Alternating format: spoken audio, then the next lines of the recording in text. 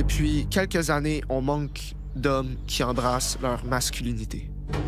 L'homme a son rôle à jouer dans la société, puis aujourd'hui, on essaye de l'enlever complètement. Les hommes sont tous rendus des lavettes. Nous autres, on revendique que c'est l'homme qui lead, puis c'est la femme qui est plus soumise. La mouvance mâle alpha, c'est un phénomène qui prône un retour à certaines valeurs traditionnelles. C'est écrit que la femme doit se soumettre à l'homme comme l'homme se soumet à Dieu. D'être un pourvoyeur et d'être un protecteur, c'est ça qu'un homme devrait être. What up tout le monde, bienvenue à un nouvel épisode du LDM Podcast, la discussion média avec votre animateur Marc Aristide. Aujourd'hui, de quoi on va parler? On va parler du documentaire Alpha qui avait été présenté à Télé-Québec le 11 novembre. Bon, ça va pas être une archi-analyse, je pense que ça a déjà été présenté sur d'autres podcasts. Les grands médias en ont pas mal parlé. Je veux juste parler de moi, les notes que j'ai prises par rapport à ce documentaire-là. Est-ce qu'il était aussi controversé que les médias l'ont fait paraître? Bon, ça reste à chacun de voir. Mais moi, je veux juste parler des points que j'ai trouvé intéressants dans le documentaire. Donc, je vais commencer avec la première personne qui est mise en évidence dans le documentaire, Julien Bournival. Donc, lui, ce que j'aime dans ce qu'il dit, c'est que un homme doit être masculin, non émasculiné. Il doit être un chef de foyer. Il doit être un pourvoyeur, savoir pourvoir aux besoins de sa famille. Ça doit être une personne qui est assertive, qui s'affirme de manière positive et respectueuse vis-à-vis des autres. Il exprime ses opinions, droits et émotions tout en respectant ceux des autres. Un homme est défini par ses traits biologiques, dont le sexe... Donc, ça, je pense que c'est assez évident. L'homme, il est direct, il est fonceur, il est responsable. Les hommes et les femmes ne sont pas égaux en aptitude et compétences. Il n'y a rien de sexiste là-dedans, c'est juste une réalité. Et donc, c'est pas vrai que nous sommes égaux sur tout. Les hommes ont leurs forces, ils ont leurs faiblesses. Les femmes ont leurs forces, elles ont leurs faiblesses. Ça va de soi. Donc, c'est pas une affaire de vouloir faire un débat pour faire un débat. C'est des choses qui ont été constatées depuis des siècles. Il dit que l'homme doit prendre soin de soi mentalement et physiquement. Il doit être discipliné, se respecter, être déterminé. Il dit que c'est important de ne pas exposer ses enfants aux drag queens et aux trans. Ils n'ont pas besoin d'être exposés à toutes les orientations sexuelles. Donc, c'est sûr, moi, que les premières fois que j'ai entendu qu'il y avait des drag queens qui faisaient des présentations dans des écoles envers des enfants de bas âge, j'ai trouvé que c'était déplacé parce qu'à cet âge-là, effectivement, ils n'ont pas besoin de savoir toutes ces affaires-là. S'ils sont curieux plus tard dans l'adolescence, et puis qu'ils veulent faire leur propre démarche pour en savoir plus sur le sujet, là, à ce moment-là, c'est autre chose. Puis s'il y a des professeurs qui veulent les accompagner en ce sens, tant mieux, chapeau à ces profs-là. Mais c'est pas quelque chose qui devrait être emmené très tôt dans leur vie, alors que leur cerveau est en train de se développer. Puis tu sais, les enfants, c'est la société de demain. Donc, il y a des étapes pour les exposer à certains sujets. Et puis, je pense que c'est important de respecter le développement de l'enfant et d'exposer différents sujets par rapport à sa compréhension des choses, par rapport à son âge. Donc, c'est pas quelque chose qui devrait être mis de l'avant de bonne heure. Après ça, qu'est-ce qu'il dit? Bon, là, il disait que ça n'a jamais été de l'intérêt d'un dirigeant d'avoir un peuple fort, qui est uni, en santé, qui est riche, qui est capable de s'émanciper. C'est de l'intérêt des dirigeants d'avoir des paysans pauvres, non éduqués, divisés et facilement contrôlables. Vous verrez dans le documentaire, il parle de sa philosophie par rapport à lui, à son entreprise de conditionnement physique. Ça fait du sens ce qu'il dit. Vous verrez dans le documentaire. Moi, je ne l'ai pas trouvé directement sur Télé-Québec. Je l'ai vu sur YouTube. C'est là que j'ai trouvé la vidéo, qui est encore là d'ailleurs. Donc, vous aurez plus de détails par rapport à ça. Maintenant, si on va à Joel McGurk, qui est un des animateurs de l'émission Licite Podcast, lui, il dit que c'est ça. Donc, pour l'homme, ça revient. Il faut être fait fort mentalement et physiquement, être un pourvoyeur, protecteur, être dangereux, mais savoir se contrôler. Là, cette phrase-là, ça fait polémique. Parce que, ouais, il dit qu'il faut être dangereux, mais je pense pas que c'est dans le sens que les médias ont pris au premier degré. Je pense que ce qu'il veut dire, c'est que il faut savoir se tenir debout. Si on se fait intimider, s'il y a un potentiel de violence physique, il faut savoir se montrer fort, pas se laisser dominer dans toutes les situations. Je pense que ça veut dire, comme savoir être dangereux, c'est savoir comme prendre sa place, savoir se faire respecter. Puis, les règlements physiques, c'est en dernier recours, mais savoir se faire respecter. Comme si jamais ça doit en arriver là, tu vas savoir comment te défendre. C'est pas se laisser marcher sur les pieds, dans le fond. Donc, voilà. Être ambitieux, chercher à faire plus d'argent, s'occuper de sa famille. Écoutez, le dépassement de soi, il n'y a rien de négatif là-dedans. Avoir du charisme, c'est pas une mauvaise chose. Là, quand il dit « laisse pas ta blonde sortir dans les clubs », ça, c'est... chacun peut voir l'affaire différemment. Moi, je pense que... Après ça, ça regarde que moi. Des femmes qui sortent tout le temps en soirée, qui ont toujours besoin d'aller à la discothèque, d'aller bar, puis qui laissent leur chum ou leur mari à la maison pour s'amuser un maximum à toutes les semaines. Je sais pas. À un certain point, c'est sûr que ça peut déranger. Ça veut pas dire que c'est mieux pour l'homme d'aller dans les clubs, d'aller dans les bars toutes les fins de semaine, et puis laisser sa femme à la maison, ou s'il y a des enfants, laisser les enfants pour aller profiter avec ses amis dehors. Je pense qu'il faut qu'il y ait un certain équilibre. Est-ce qu'une femme doit absolument rester auprès de son mari la fin de semaine? Ben non, bien sûr qu'elle peut sortir. Mais quand il dit « laisse pas ta femme sortir dans les clubs », je pense que c'est comme au niveau du dosage. Parce qu'on sait très bien, entre gars, il y a des gars qui viennent pour une chose, ils viennent pour spotter la femme qu'ils peuvent ramener à la maison ou à l'hôtel pour coucher avec, et puis c'est tout, là. Maintenant, il dit aussi laisse pas ta blonde mettre des photos de ses fesses en G-string sur IG. Encore là, je pense que ça va de soi. C'est une femme qui se respecte.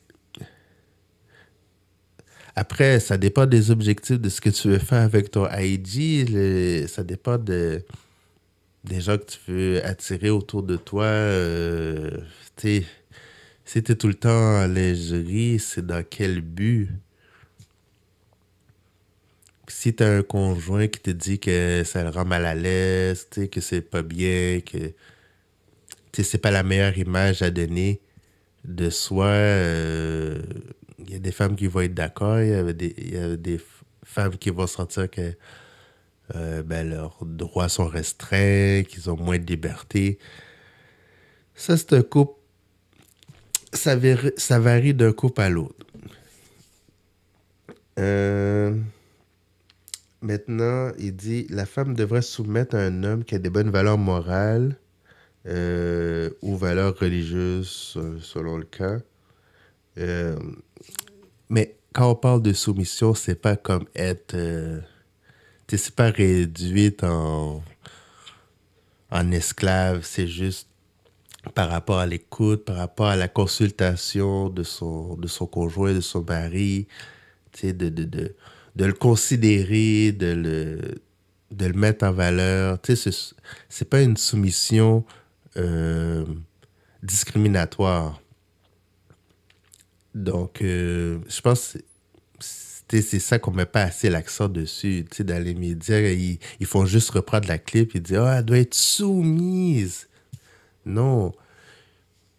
La soumission dans ce cas-là, c'est juste prendre un peu de recul puis de faire confiance à son conjoint, de prendre le leadership. Tu t'en remets à lui pour des grandes décisions. C'est une affaire de confiance, pas de réduire l'autre. En tout cas, dans les couples qui a ce genre de respect. Qu'est-ce que j'ai noté aussi? Après ça, bon, c'est sûr qu'il parle il dit qu'il est inconfortable que des hommes biologiques entrent dans des toilettes pour femmes juste parce qu'ils ont décidé d'être trans. C'est vrai que c'est incompréhensible que des hommes, c'est pas parce qu'ils ont subi une chirurgie pour être des femmes trans que tu deviens femme trans. Il y a juste deux sexes dans ce monde. Il y a l'homme biologique, la femme biologique. Après ça, le reste, on peut débattre sans fin. C'est déjà le cas. Il reste que les faits sont les faits. Puis, un homme qui devient une femme par les traitements médicaux, il reste quand même un homme. Et moi, je suis content qu'il y a certains trans qui admettent ce fait. Ils disent qu'ils reconnaissent que c'est pas parce qu'ils ont décidé d'être femmes qu'ils sont femmes. C'est déjà arrivé à la télé qu'il y en a qui disent que je suis conscient que je suis toujours un homme. Il y a des choses qu'on peut juste pas changer. Fait que oui, ce sont des hommes qui rentrent dans les toilettes des femmes, qui rentrent dans les vestiaires des femmes au niveau sport. Écoutez, des hommes qui deviennent femmes et qui participent à des compétitions sportives contre des femmes, le désavantage est injuste. Mais bon, ça fait toujours réagir ces enjeux-là. Puis, c'est ça. Il dit, lui aussi, les drag queens ne devraient pas faire d'éducation sexuelle dans les écoles, surtout auprès d'enfants au bas âge, que c'est un genre de formatage. Après ça, il rajoute comme élément, ceux qui contrôlent le monde sont sataniques et contrôlent les gouvernements qui, eux, à leur tour, veulent contrôler les foyers et l'éducation des enfants. Après, ça dépend des croyances de chacun. Moi, je crois qu'il y a du vrai là-dedans. Il y a des... Tu sais, les puissants lobbyistes, là, qui font plier les gouvernements sur certains enjeux, ils n'ont pas un fond très, très sain. Là, bon, si les gens croient au diable ou pas, ça, c'est libre à chacun. Mais c'est vrai qu'il y a beaucoup de philosophie malsaine derrière de puissants lobbyistes. Maintenant, voyons voir. Qu'est-ce que j'ai d'autre? Bon, Louis Racicot, malheureusement, on ne l'a pas montré assez longtemps. Fait que j'ai pas beaucoup de choses à dire sur lui. Bon, il a parlé de qui veut d'un mari faible, qui veut d'un père faible. Il ne faut pas procrastiner, il faut rester motivé, rechercher à être la meilleure version de soi-même. J'aurais préféré qu'il passe en entrevue plus longtemps. Je sais qu'il avait été interviewé à Cube Radio dernièrement. Non, pas Cube Radio, c'était le 88.5. Et puis, il expliquait pourquoi il avait quitté le mouvement masculiniste. Mais ça, c'est juste une entrevue. J'aimerais ça qu'il y ait peut-être une autre entrevue à son sujet pour qu'il puisse en parler davantage. Tu sais, ben, d'après ses explications, il n'a pas quitté le mouvement masculiniste à cause de la pression des médias, mais c'était son propre choix. Il se voyait plus là-dedans, puis il trouvait que c'était juste la fin, qu'il devait move on, comme on dit. Mais j'aimerais ça en entendre davantage sur lui, Racicot. Après ça, bon, l'extrait, tu sais, les extraits vidéo qu'il y avait à l'école secondaire Marianne, tu sais, faire un débat dans une école secondaire là, avec un groupe d'à peine 10 personnes, je pense que c'est pas très, très représentatif de la pensée des jeunes par rapport au mouvement alpha.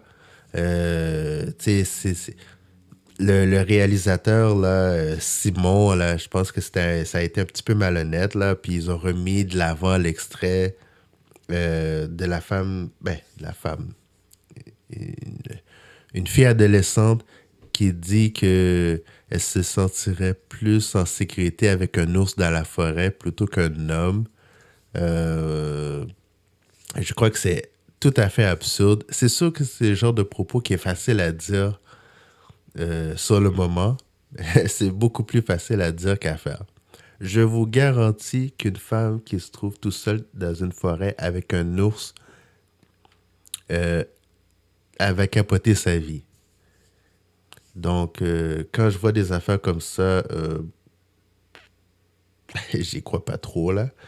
En fait, je pense qu'il y a bien des femmes qui ne croient pas sincèrement non plus. Fait que j'aurais préféré ce débat-là dans une université, qu'on voit des élèves universitaires qui discutent sur ce sujet-là, qui ont une pensée plus critique, plus profonde, qui ont une meilleure capacité d'analyse. Parce qu'avec l'extrait qu'on nous a montré à cette école-là, c'était pas... ça n'a pas donné de conversation riche. OK. Qu'est-ce que j'avais mis d'autre comme note? Ça, on l'a vu. Julien, on l'a vu.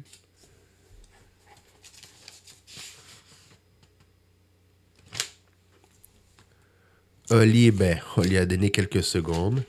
Puis ce qui est plate dans l'image qu'on lui a donnée, c'est qu'ils ont juste pris l'extrait où il dit les femmes sont très mauvaises pour l'idée à entreprendre. Bon, on sait que c'est totalement faux, mais on aurait dû lui donner sa place dans le documentaire. C'est pourri d'avoir juste pris une clip et puis il s'enfuit avec ça. On sait que les femmes peuvent être d'excellentes gestionnaires, d'excellentes propriétaires d'entreprises. D'ailleurs, moi, je trouve ça même honteux qu'on ne donne pas plus de place aux femmes au sein de conseils d'administration. Il y a des compagnies qui sont très, très bien dirigées. Tu sais, c'est dommage, hein, en termes d'affaires, on met souvent l'homme de l'avant, on met la femme derrière. Alors que les hommes savent très bien qu'il y a des femmes qui peuvent être... qui sont d'excellents modèles déjà dans la société, qui peuvent être de très bons mentors pour former la relève en affaires. Mais c'est un choix de société qui est fait de les mettre plus à l'arrière. Très, très, très dommage. Fait que oui, Oli du lycée de podcast, il faut qu'il lui donne plus de place pour qu'il puisse s'expliquer. Je sais qu'il l'a fait déjà à son émission quand même. Il parle régulièrement sur le mouvement masculiniste. Mais il ne faut pas que les médias aient peur de lui accorder des entrevues de... Tu sais, pas juste 15-20 minutes, mais plutôt plus du 30 minutes, 1 heure, même plus qu'1 heure si c'est possible. Donc, oui, ce serait intéressant de l'entendre davantage. Après ça, il y avait Francis Dupuy-Derry, qui est un professeur en sciences politiques à l'UQAM, si je me rappelle bien. Bon, quand il dit des propos comme les hommes et les femmes sont pareils, je pense pas qu'il vit sur la même planète que nous, respectueusement. Mais encore là, il faudrait qu'on lui donne sa place à lui. Dans une entrevue à part, je sais qu'on l'a invité à Tout le monde en parle, mais Tout le monde en parle, c'est pas la plateforme la plus sérieuse pour discuter de sujets comme ça. Fait que oui, j'aimerais l'entendre davantage là-dessus. Il dit que la crise masculine est misogyne. Encore là, c'est pas très développé. Puis il met de l'avant, peut-être pas directement, mais certainement indirectement, qu'est le troisième sexe, les transgenres. Il n'y a pas seulement l'homme biologique, la femme biologique. Il faut prendre en compte les transgenres comme le troisième sexe. J'aimerais vraiment qu'il s'explique sur une plateforme en dehors de Tout le monde en parle, ou en tout cas en dehors d'une émission sensationnaliste.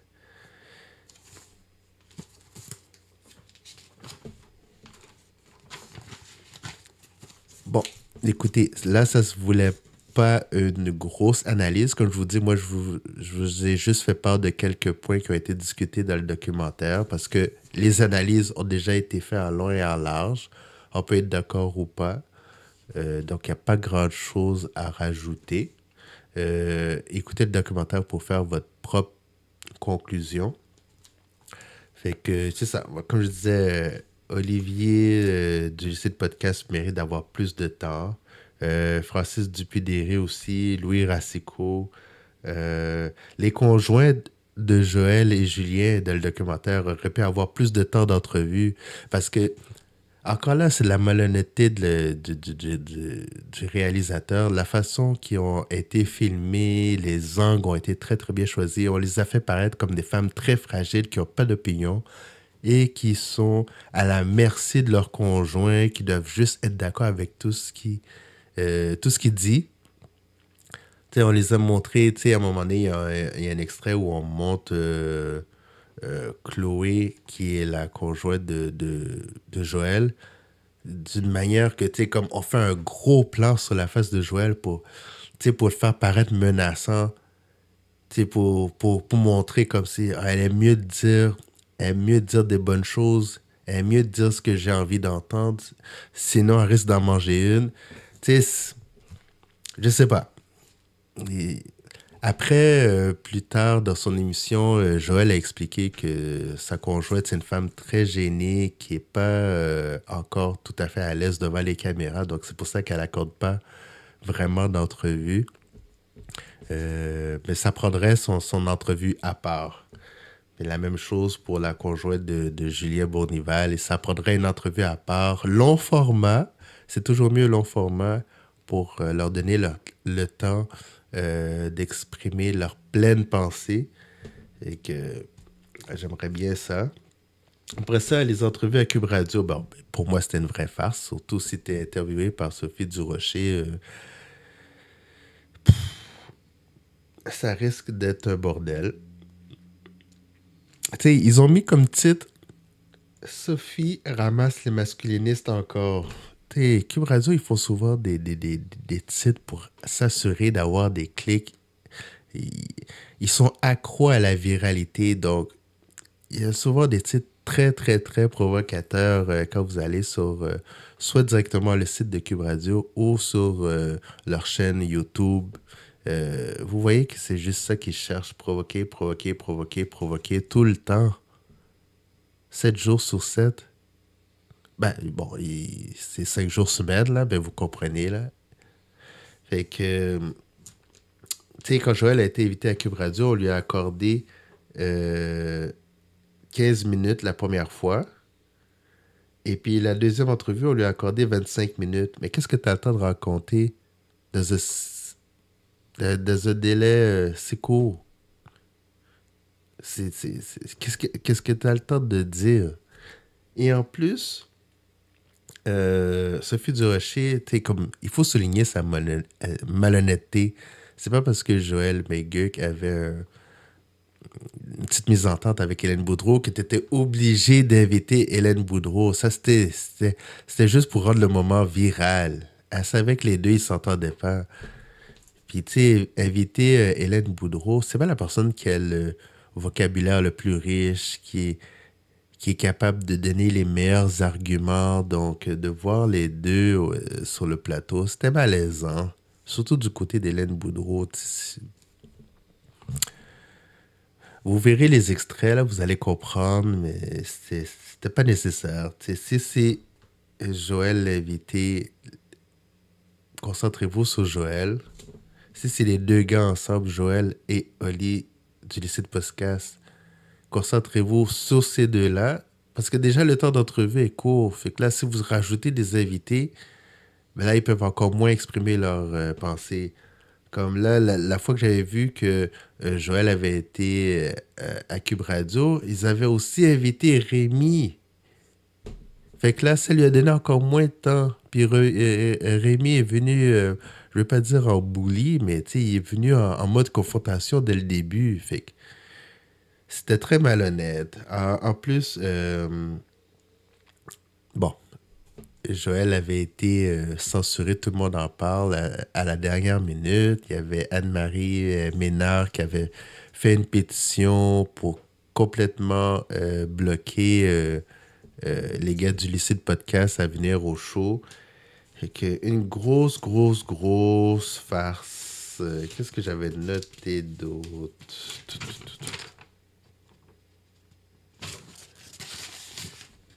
Ah oui, bon, le dernier point, quand les gars du lycée de podcast, c'était à l'émission de Tangerine, ça c'est sur YouTube. C'était un gros niaisage. Chaque fois qu'ils essayaient de s'exprimer, t'avais Isara et Aisha Black qui étaient en mode attaque. Ils expriment une pensée, une attaque. Une autre pensée, une attaque. Fait que c'était lourd parce que je pense que l'émission c'était quoi? Une heure et demie de temps, peut-être un peu plus. Et tu sais, 1h30 de temps à toujours te faire couper la parole, là, dès que tu ouvres la bouche, là, à un moment donné, c'est comme... Tu sais, pauvre Tangerine, elle pensait pas que ça allait prendre cette tournure-là. Fait que c'est pas Tangerine qu'il faut blâmer, mais vraiment les autres invités, là, tu sais, c'était très malhonnête. Donc, en tout cas, moi... c'est sûr que je vais en apprendre davantage sur le mouvement masculiniste. Donc, j'espère qu'il va y avoir d'autres documentaires, d'autres émissions là-dessus. Moi, c'est quelque chose qui m'intéresse, là, ce sujet-là de Mâle Alpha. Puis que j'espère que cette fois-ci, les masculinistes invités auront la chance de s'exprimer pleinement sans devoir à être coupés, puis que leurs propos soient cités hors texte, que juste certaines clips soient prises pour que ça soit viral. Mais bon, vous savez que dans le monde des médias, il faut vendre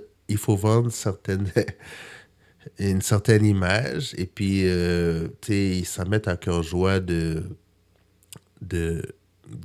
prendre des propos hors contexte. Tu sais, quand on n'a pas tout le contexte, c'est sujet à beaucoup d'interprétations. Et que c'est ça pour moi. Dites-moi, vous, dans les commentaires, qu'est-ce que vous pensez du documentaire, si vous l'avez vu? Est-ce que vous avez aimé? Est-ce que vous souhaitez qu'il y ait une suite? Fait que, écrivez-moi, la discussion media@gmail.com. Vous pouvez aller sur mon site www.ladiscussionmedia.com.